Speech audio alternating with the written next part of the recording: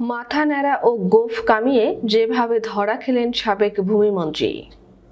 মাথা ন্যাড়া ও গোঁফ কামিয়েও শেষ রক্ষা হলো না। অবৈধভাবে ভারতে পালানোর সময় আটক হয়েছেন সদ্য সাবেক ভূমিমন্ত্রী ও খুলনা ৫ আসনের সাবেক সংসদ সদস্য নারায়ণ চন্দ্র চন্দ। রোববার রাতে বিজেপির পক্ষ থেকে পাঠানো এক বার্তায় এ তথ্য নিশ্চিত করা হয়েছে। বিজেপি জানায়, অবৈধভাবে ভারতে পালানোর সময় ঝিনাইদহের মহেশপুর সীমান্তে সাবেক ভূমিমন্ত্রী ও খুলনা ৫ আসনের সাবেক এমপি নারায়ণ চন্দ্র চন্দকে আটক করা হয়েছে। গত ২৯ সেপ্টেম্বর নারায়ণ চন্দ্র চন্দ সহ ১৮ জনের বিরুদ্ধে খুলনার নারী ও শিশু নির্যাতন দমন ট্রাইব্যুনালে অপহরণের মামলা করেন এক তরুণী। মামলায় ডুমুরিয়া উপজেলা পরিষদের সাবেক চেয়ারম্যান গাজী এজাজ আহমেদকেও আসামি করা হয়েছে। দ্বাদশ জাতীয় সংসদ নির্বাচনে ভূমি মন্ত্রণালয়ের মন্ত্রীর দায়িত্ব পান খুলনা ৫ আসনের সংসদ সদস্য নারায়ণ চন্দ্র চন্দ। ২০০৮, ২০১৪ ও ২০১৮ সালের নির্বাচনে টানা ৩ বার সংসদ সদস্য নির্বাচিত হন তিনি।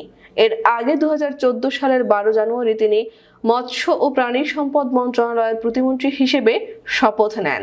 কিছুদিন পর মৎস্য ও প্রাণী সম্পদ মন্ত্রী সাইদুল হকের মৃত্যু হলে তিনি ওই মন্ত্রণালয়ের মন্ত্রীর দায়িত্ব পান। ছাত্র জনতার অভ্যুত্থানে গত ৫ আগস্ট শেখ হাসিনার নেতৃত্বাধীন আওয়ামী লীগ সরকারের পতন হয়। ওই দিনই দেশ ছেড়ে ভারতে চলে যান শেখ হাসিনা।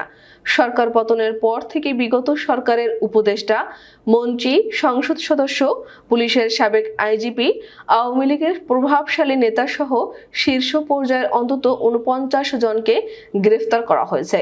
এর আগে ১৪ আগস্ট রাতে ঢাকার সদরঘাট এলাকা থেকে গ্রেফতার হয়েছেন সাবেক আইনমন্ত্রী আনিসুল হক এবং সাবেক প্রধানমন্ত্রী শেখ হাসিনার বেসরকারি শিল্প ও বিনিয়োগ বিষয়ক উপদেষ্টা সালমান এফ রহমান।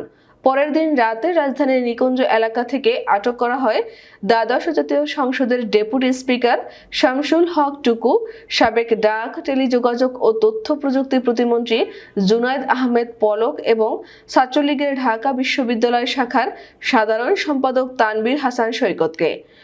১৯ আগস্ট রাতে বারিধারা এলাকা থেকে আটক করা হয় আওয়ামী লীগের যুগ্ম সাধারণ সম্পাদক ও সাবেক সমাজ কল্যাণ মন্ত্রী দীপু মনিকে। একই রাতে আটক করা হয় আওয়ামী লীগ সরকারের সাবেক ক্রীড়া প্রতিমন্ত্রী আরিফ খান জয়কে। এর আগে ২৩ আগস্ট ভারতে পালানোর সময় সিলেটের কানাইঘাট উপজেলার সীমান্ত এলাকা থেকে সাবেক বিচারপতি শামসুদ্দিন চৌধুরী মানিককে আটক করেছে বর্ডার গার্ড বাংলাদেশ।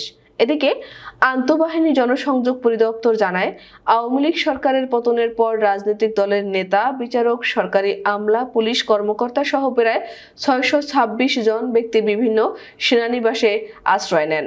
তাদের মধ্যে মামলার আসামি হওয়ায় ৪ জনকে আইনশৃঙ্খলা রক্ষাকারী বাহিনীর কাছে হস্তান্তর করা হয়েছে।